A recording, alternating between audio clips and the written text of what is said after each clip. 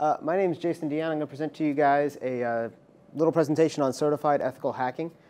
Basically, CEH is a certification that's unlike all the other ones in the computer industry. Most of the certifications we do in the industry are about protecting our networks from the inside out. So whether you're doing something like CISSP, Security Plus, Network Plus, all of those build on a foundation of being a system administrator and trying to protect your network from the outside threat. CEH takes it the other way. They actually look at it from the outside in. So in CEH, we actually put on the hacker's mindset and try to break into our own organizations to figure out where the weaknesses are so that our system administrators can basically go ahead and patch those. It falls into the realm of what we call penetration testing. And the reason why it's really important is as we've progressed, back in the 80s when hacking first started, basically you had to have a very, very high level of sophistication to be able to be a hacker. It was a lot of programming and a lot of down and dirty manipulation of the code and the networks themselves. But over the years, the tools have come out, have become better and better, so that hackers are able to use this with very little skill set.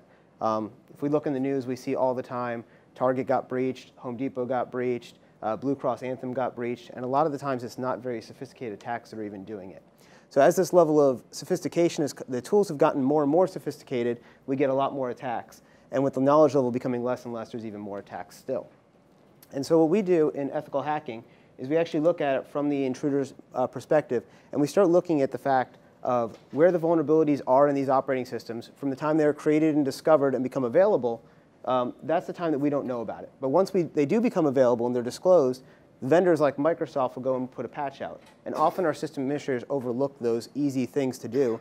And without the patch being installed, the system remains vulnerable. And so we're able to go through and using the attack mindset, go through the procedure of being able to go and attack our own systems to find the holes in them. So in ethical hacking, we cover 19 different domains, including introduction to security or ethical hacking, and then we move our way through it. Footprinting and reconnaissance, which is where we spend a lot of our time, is you learn about the organization and what your organization has on the outside forward-facing websites. For instance, if you look at the Home Depot breach, if you wanted to start looking at Home Depot and figure out how you're going to attack them, you would start looking at what information is publicly available. So if you go to sites like monster.com or Indeed, you'll see they have job postings for system administrators, and you can look at what requirements they're asking for. If they say they're looking for a Windows system administrator for Windows 2008, for instance, you know that that's the servers they're running. So you can start finding attacks that will exploit that weakness. So a lot of the information that we need to keep our businesses running is out there in the open world. And if we start using that footprinting and reconnaissance, we can actually start finding all that information. And then we move into scanning the networks, where we actually start touching the networks and start looking for open ports and protocols. We move into enumeration, where we actually look at all their servers from the outside and see what the hackers are seeing. Are you running a Linux server or a Windows server? And depending on which one you're running, there's different vulnerabilities that brings up. And then we get into more of the fun stuff, which is the system hacking. And that's where you actually start taking over those systems to prove that you can actually get in. Because one of the differences with CEH is that from the outside internet connection, we'll attack our own companies to see if we can get in. And that way we can actually prove that we are vulnerable, and that way we know where we have to go fix ourselves. Okay? We go through things such as Trojans and backdoors, how to create them and how to use them. We go through viruses and worms. We use sniffers to do packet sniffing. For instance, in the next session, there's somebody doing a lesson on Wireshark, which is one of the common tools we'll use to do packet sniffing.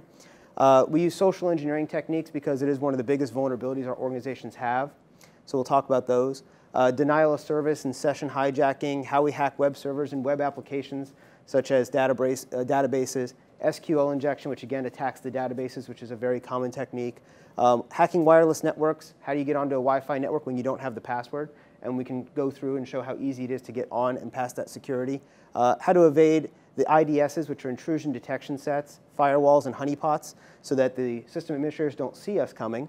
How to do buffer overflow attacks and cryptographic attacks. And all of this wraps up into a penetration testing where you're basically starting from the outside in and going the whole way through. Okay. So what I'm going to show you is how we can do something like I was discussing. So when I started out, we have a fictitious company here called Liberty Beverage, and we have already done the reconnaissance and footprinting where we've actually figured out where is everything in the network. So right now what we're doing is we're using a Metasploit, which is a framework that has all the known vulnerabilities out there. So most hackers aren't going to take the time to actually go and create a brand new vulnerability. It takes too much time and too much effort. So they use things that are already out there that people haven't patched around. So this one, for instance, we are going to use this exploit, which happens to take effect on this Windows SMB file sharing exploit. And when I do that, going to look at the options we have. And one of the things I need to do is I need to set my target, so the remote host.